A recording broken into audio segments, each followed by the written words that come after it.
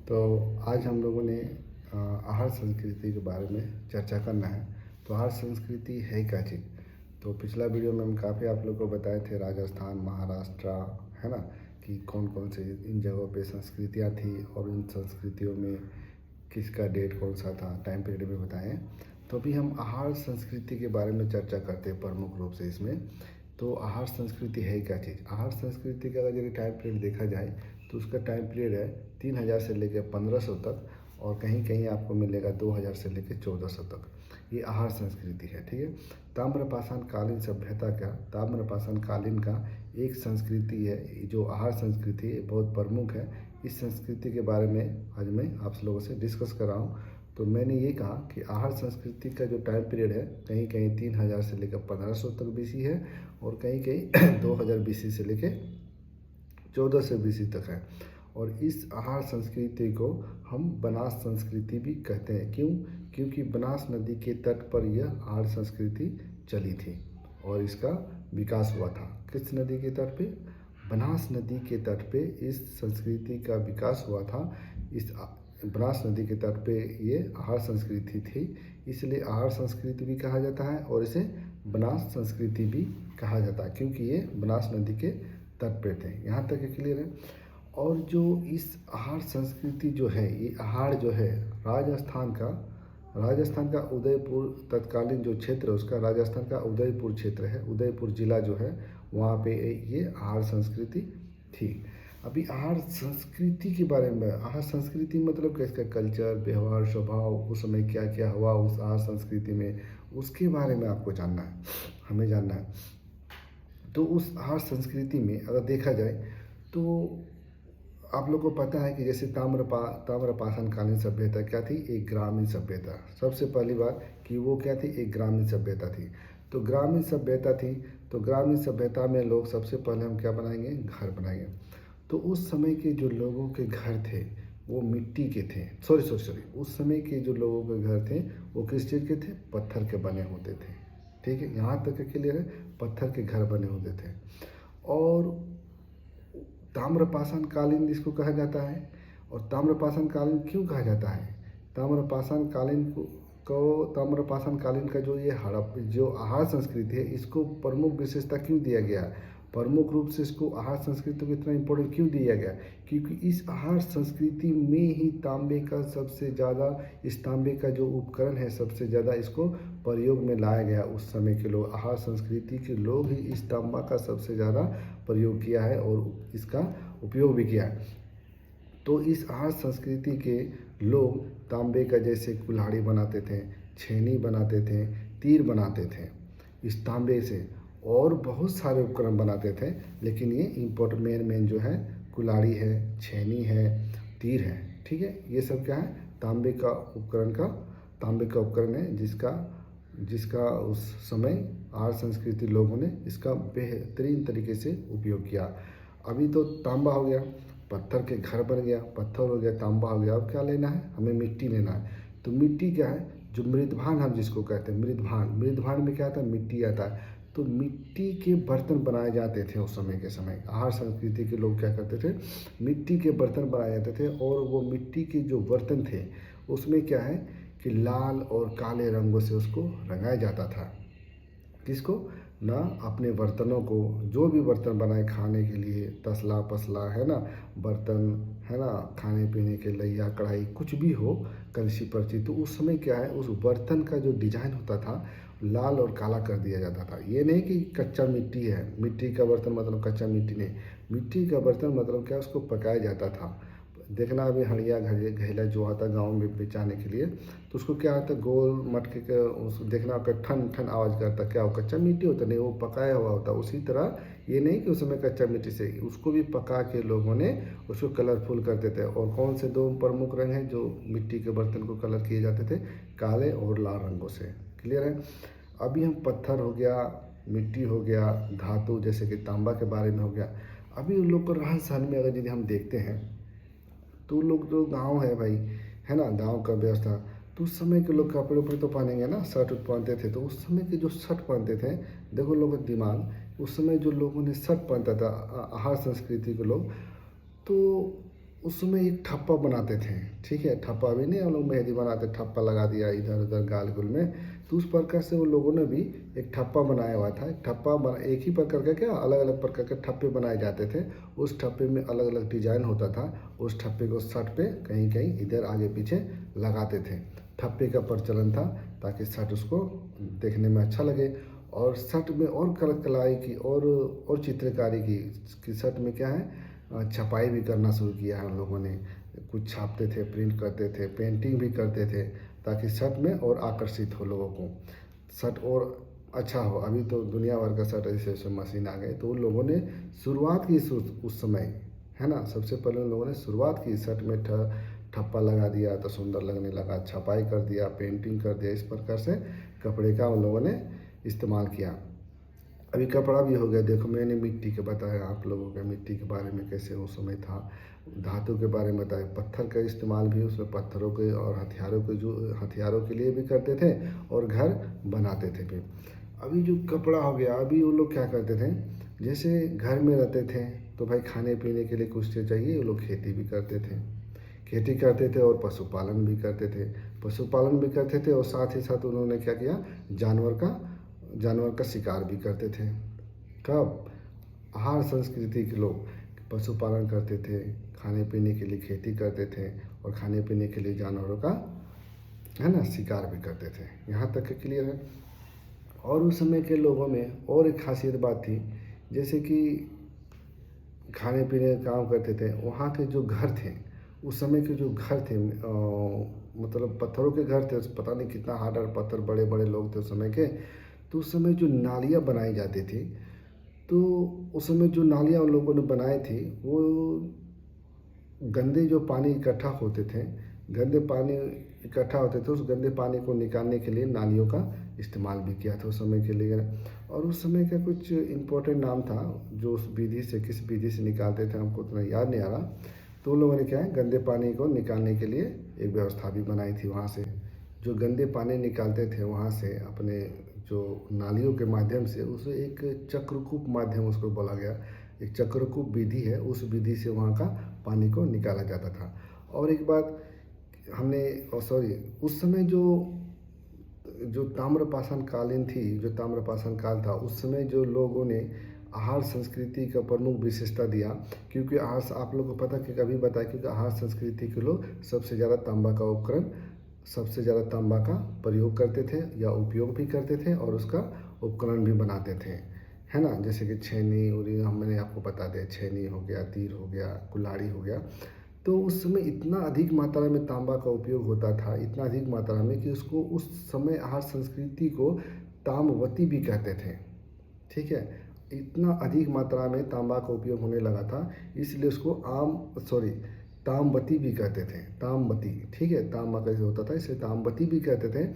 और उसे ताम्रवती की नगरी भी कहते थे, तांबा की नगरी भी उसे कहा जाता है, ताम्रवती नगरी, है ना। यहाँ तक क्लियर है। अभी हम जस्ट आते हैं एक गिलुंद की जगह पे आते हैं। तो गिलुंद क्या है, जो ये बनास संस्कृति थी, बनास संस्कृति के प्रमुख स्थल है, ठीक है। कौन कौन से, जैसे कि आहार के बारे में बताया। एक गिलुंद भी एक जगह है जहाँ पे उसकी भी एक प्रमुख विशेषता है। गिलुंद में क्या है, अग्निकुंड पाया गया है। अग्निकुंड मतलब क्या है, एक पत्थर उथर या मिट्टी का कुछ भी हो, चूल्हा वाला बनाया है बड़ा सा, और उसमें आग जलाए जाते थे। उस कुंड का, जैसे हवन वन यज्ञ होता है, उस प्रकार के अग्निकुंड पाया गया था, कहाँ, गिलुंड में, ठीक है। गिलुंड में अग्निकुंड का साक्ष्य पाया। उस समय क्या है, आहार संस्कृति के लोग जो गिलुंड में रहते थे, वो लोग क्या करते थे, अग्निकुंड बना के आग का इस्तेमाल करते थे किसी भी तरह से हो। और साथ ही साथ उस समय क्या है, पत्थर के उपकरण का ज़्यादा मात्रा, गिलुंड में क्या है, पत्थर का उपकरण ज़्यादा मात्रा में चलता था। और दूसरा और तीसरा जगह आते हैं बालाथल। बालाथल एक जगह है, कहाँ पे, ये बनास संस्कृति के अंदर ही है। एक बालाथल हो गया, गिलुंद हो गया, और दूसरा क्या है, आहार हो गया। तो आहार के बारे में हमने आपसे बात करी अभी कि आहार भाई भाई देखो कैसे कैसे, है ना, उसकी संस्कृतियाँ कैसी थी। अभी गिलुंद में सेम संस्कृतियाँ, लेकिन वहाँ पे क्या है, पत्थर का ज़्यादा उपयोग हुआ और पत्थर का हथियार बनाते थे। और गिलुंद के बाद आता है बालाथल।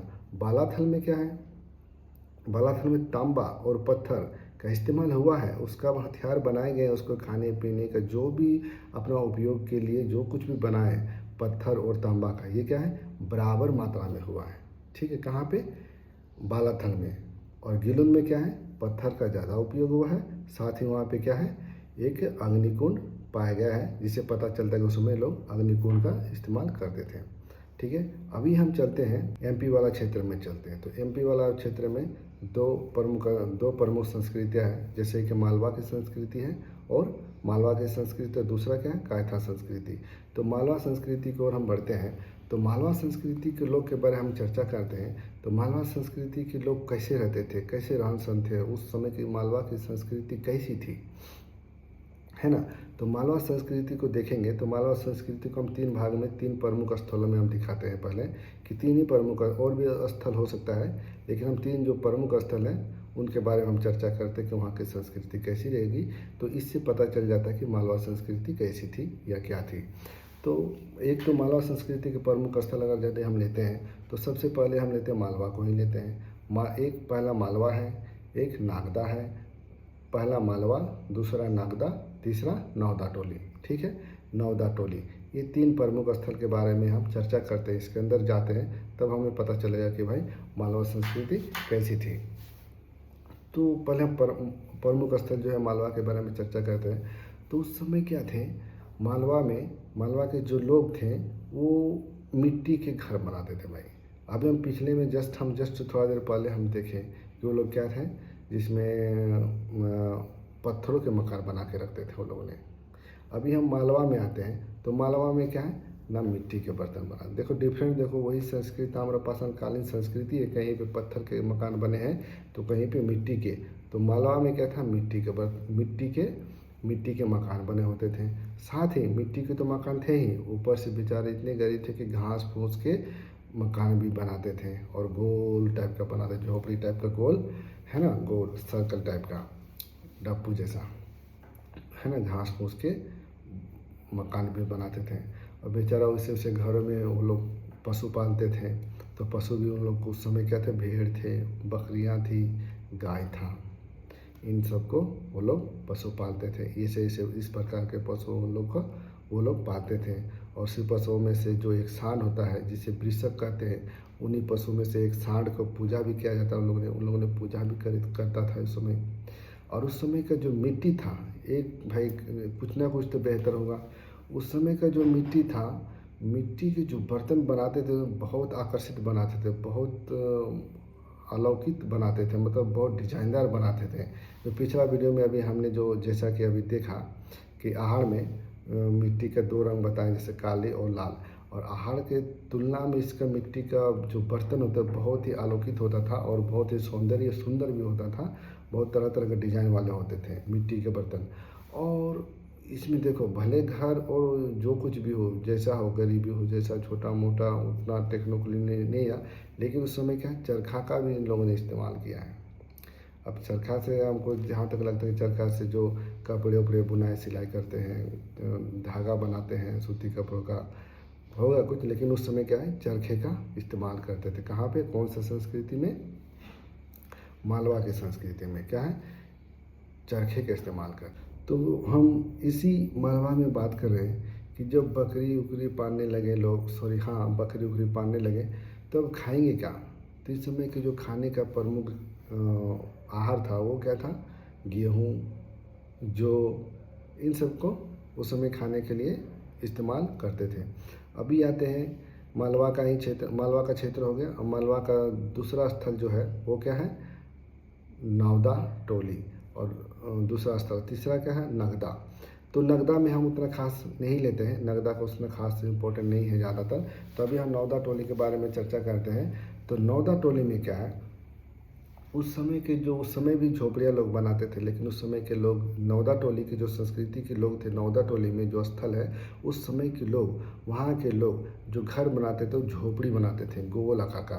कहीं के गोल आकार का भी था, कहीं के वर्गाकार भी था, एकदम वर्गाकार, है ना, चारों तरफ से बराबर वर्गाकार के रूप में भी बनाते थे। और वहाँ के एक प्रमुख विशेषता ये है कि उस समय जो मिट्टी के जो बर्तन होते थे ना, ज़्यादा कुछ डिफरेंट नहीं, काला और लाल रंग से होते थे। ठीक है, अभी पिछले में हम मालवा में देखो तरह तरह के डिजाइन वाले, अभी यहाँ नगदा टोली में क्या है बेचारा बर्तनों में थोड़ा पीछे हो गए, क्या है सिर्फ काले और लाल रंग के बर्तन बनाते थे। और इसी नगदा टोली को हम कहते हैं क्या पता है, सबसे पहले ये नगदा टोली जो है ना, जो ग्रामीण थी, जो बस्तियाँ थी ना, ग्रामीण बस्ती थी जो ग्रामीण थी, ये सबसे बड़ा नगदा टोली सबसे बड़ा ग्रामीण प्रमुख स्थल है। ठीक है, ये याद रखना, ये जो नगदा टोली उस समय का है, जो नगदा टोली उस समय सबसे ग्रामीण जो गांव था, सबसे ग्रामीण का सबसे बड़ा स्थल अगर यदि पाया गया कहीं तो कहाँ है, नागदा टोली में पाया गया है। क्लियर है। अभी हम बात करते हैं अनाजों के बारे में।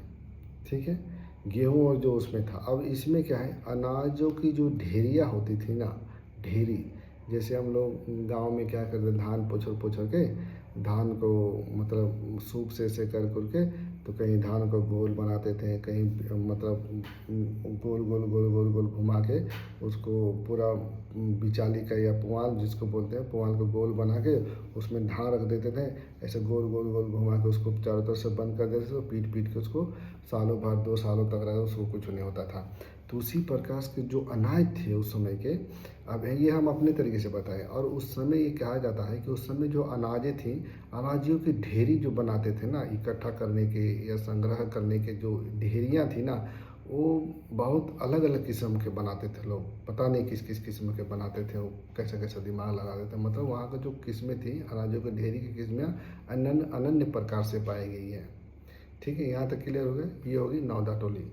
नौदा टोली का सबसे मेन बात क्या है कि वहाँ के जो ग्रामीण स्थल है ना, सबसे बड़ा था उस समय, ताम्रपाषाण कालीन सभ्य, ताम्रपाषाण कालीन के टाइम पे जो नगदा टोली है, सबसे नौदा टोली है जो जिसमें सबसे बड़ा गांव का स्थल का साक्ष्य मिला है। यहाँ तक क्लियर है। अभी हम चलते हैं कायथा की ओर चलते हैं। ठीक है, तो कायथा का प्रमुख विशेषता आप लोगों को हम पिछला वीडियो में ही बताए थे कि कायथा का जो प्रमुख विशेषता थे कि उस कायथा के ज़मीन में है ना, 12 में जो सबसे विद्वान खगोलीय शास्त्री थे उसका जन्म कहाँ हुआ था, कायथा में हुआ था। ठीक है, और कायथा के प्रमुख विशेषता और भी है। कायथा का 3 प्रमुख स्थल है, एक हो गया एरन हो गया, उज्जैनी हो गया, और एक त्रिपुरी हो गया। ठीक है, इस एरन, त्रिपुरी और उज्जैनी ये 3 जगह है कहाँ पे, कायथा का प्रमुख स्थल है। तो हम कायथा के बारे में आपको बता रहे हैं सिर्फ। ठीक है, तो कायथा का प्रमुख कायथा का जो संस्कृति थी वो किस प्रकार की थी कि, तो कायथा का प्रमुख बात यह है, सबसे विशेष बात यह है कि वहाँ पे 12 मिहिर जो खगोलीय शास्त्री थे, सबसे महान और विद्वान थे, उसका जन्म कायथा में हुआ था। और कायथा के लोग जो थे, अभी तो हमने मालवा के बारे में बताते, घास फूस के है ना घर बनाते थे, अभी कायथा के लोग क्या है बेचारे, मिट्टी के घर बना के रहते थे। ठीक है, मिट्टी के घर बना के रहते थे और लकड़ियों का सहारा लेते थे, लकड़ी और मिट्टी का घर बना के रहते थे। कब, कायथा संस्कृति लोग। और वहाँ पे जो हथियार बनाते थे, वहाँ पे तांबे का हथियारों का इस्तेमाल बहुत ज़्यादा हुआ है। तांबे का जो हथियार बनाते थे वो किस चीज़ का बना, तांबे का जो हथियार बनाते थे वो क्या क्या था, कुल्हाड़ी हो गया, छेनी हो गया, और पहनने के लिए चूड़ियाँ भी होता था उस समय के, प्रमुख बात चूड़ियाँ भी होती थी। ठीक है, चूड़ियाँ भी बनाते थे। और साथ ही अगर देखा जाए मिट्टी का, तो मिट्टी का ज़्यादा खास नहीं, वो भी काले और लाल था। और हथियार तो आपको बताया जैसे कुल्हाड़ी, छेनी, और भी हथियार होगा जो है मैंने इम्पोर्टेंट है उसको बताया। और जैसे कि पाषाण उपकरण, जो छोटे छोटे सूक्ष्म पाषाण उपकरण होते हैं, पाषाण पत्थरों के छोटे छोटे हथियार भी बनाते थे, है ना। इस प्रकार से मतलब ये कायथा संस्कृति की प्रमुख बातें हैं जो हमें याद रखना है। अभी कायथा संस्कृति हो गया, ये कायथा संस्कृति कहाँ थी, मालवा और कायथा कहाँ थी, एमपी में था। और अभी एमपी से पहले हमने जो अभी पढ़ा उसको किसके बारे में पता, राजस्थान के बारे में पढ़ा, आहार संस्कृति। अभी हम आहार संस्कृति, मालवा, कायथा, अब इसके बाद हम कहाँ चलेंगे, महाराष्ट्र में चलेंगे। ठीक है, महाराष्ट्र की संस्कृति में एक जोरवे संस्कृति है, जोरवे जगह है अहमदनगर जिला में। तो वही जोरवे संस्कृति के 2 प्रमुख स्थल हैं, एक देमाबाद है और दूसरा क्या है, नेवासा है। तो हम देमाबाद का हम बात करते हैं, तो देमाबाद की एक प्रमुख विशेषता वहाँ पे ये देखी गई, वहाँ पे ये पाया गया कि वहाँ जो रथ है ना। रथ में समझ लें कि जो महाभारत कृष्ण लीला में जो घोड़े के रथ में जाते थे ना, तो रथ जो पाया गया वो क्या है, तांबे का पाया गया है। और बताओ इस और नेवासा के बात कर नहीं, देमावाद का बात कर रहा हूँ। देमावाद क्या है, तांबे का रथ पाया गया उस समय। सोचो उस समय के लोग तांबे का रथ का इस्तेमाल किए। तांबे का रथ किस लिए बनाए भगवान जाने, तो तांबे का रथ का इस्तेमाल किए गए उस समय। और दूसरी बात क्या है, जो देमावाद है वहाँ जो गांव पाया गया है, जो ग्रामीण स्थल है, सॉरी ग्रामीण स्थल तो हमने बता दिया, वो क्या दूसरी जगह का था। जो वहाँ का गांव है, जो वहाँ का ग्रामीण बस्ती थी, सबसे बड़ी बस्ती कहाँ की थी, वो क्या था, देमावाद का। देमावाद का जो ग्रामीण बस्ती है, तो वो सबसे बड़ी बस्ती थी, सबसे बड़ी ग्रामीण बस्ती पाया गया है। और हम पिछला वीडियो में जो पढ़े थे नौदा टोली, नौदा टोली में क्या है, सबसे बड़ी ग्रामीण स्थल पाया गया। स्थल जो है गांव का, वो सबसे बड़ा था कहाँ, नौदा टोली में। और देमावाद में क्या है, जो गांव पाया गया, सबसे बड़ी गांव अगर यदि पाया गया है वो कहाँ का है, देमावाद का। क्लियर होगा। और देमावाद में क्या है, तांबे का रथ भी पाया गया। अभी देमावाद के बाद हम सीधे चलते हैं कहाँ पे, नवासा में, ठीक है, नवासा में, तो सॉरी नेवासा में। तो नेवासा में क्या है, वहाँ पटसन, जूट, कपास पाए गए हैं। इससे पता चलता है कि नेवासा में कपड़े का शुरुआत हो गया था, कपड़े बन गया था, कपड़े लोग पहनने का इस्तेमाल। तभी तो कपास का इस्तेमाल आगे किस लिए करेंगे, कपड़े धागे को बनाने के लिए ना। तो इसका मतलब क्या है, कपड़े का इस्तेमाल शायद वहाँ शुरू हो गया हुआ, तभी तो वहाँ पे कपास, जूट आदि के खेती पाए गए हैं। कहाँ पे, नेवासा में। ठीक है, मतलब खेती और कपड़े का ज्ञान नेवासा में हो गया था। क्लियर है। जोरवे संस्कृति का जो है, जोरवे संस्कृति का जो प्रमुख स्थल है, एक तो खुद हो गया जोरवे हो गया, एक धुले हो गया, और तीसरा क्या है, पुणे। तो पुणे जो है, पुणे का भी कुछ प्रमुख स्थल है, जैसे इनाम गाँव हो गया, चंदौली हो गया, सोन गाँव हो गया, और प्रमुख गांव हैं। ठीक है, तो हम इनाम गांव के बारे में चर्चा कर रहे हैं। इनाम गांव के बारे में बता रहे हैं कि इनाम गांव है क्या चीज़, इनाम गांव था क्या चीज़। तो इनाम गांव में क्या था कि वहाँ के जो गांव थे, इनाम गांव के जो गांव बने, गांव के आकार है जो जैसा भी हो, किलेबंद गांव मिले वहाँ पे। किलेबंद मतलब क्या है, किला तो जानते होंगे, चारों तरफ से किला बना दे, घेर दिया, और उसके बीच में गाँव है, वो होता किलेबंद गाँव। वहाँ पे इनाम गांव से ही किलेबंद का साक्ष्य मिले, किलेबंद गांव का, किलेबंद बस्ती का साक्ष्य मिले, कहाँ पे, इनाम गांव से। और जब गांव थे, जो वहाँ के गांव के घर थे, वो घर क्या थे, अलग अलग लोगों का अलग अलग घर थे, सबके अलग अलग घर भी थे वहाँ पे। और उसी जगह से, इनाम गांव से ही शुरुआत हुआ वर्ग विभाजन का। वर्ग विभाजन का जो साक्ष्य पाया गया है, कहाँ से, इनाम गांव से पाया गया है। ठीक है, ये कहाँ पे है, जोरवे संस्कृति का एक प्रमुख स्थल पुणे है, और पुणे के जो एक प्रमुख स्थल है इनाम गांव, इनाम गांव से ही हमें मतलब वर्ग विभाजन का साक्ष्य पाया गया है। यहाँ तक क्लियर है। यहाँ तक आपका कोई सवाल या कोई जवाब हो तो प्लीज़ रिक्वेस्ट करता हूँ कि आप भी थोड़ा ध्यान दें और इस चीज़ को पढ़ें, समझें, ताकि आपके आगे काम आए। मैं खुद इस चीज़ को रिवीजन कर रहा हूँ, और मैं इस चीज़ को खुद पढ़ रहा हूँ, ताकि मैं खुद अपना कॉन्फिडेंस जगाने के लिए, मेमोरी बढ़ाने के लिए मैं खुद इस वीडियो को बना रहा हूँ, और खुद देख रहा हूँ, और खुद समझ रहा हूँ, और बार बार इसका रिवीजन कर रहा हूँ। Thank you.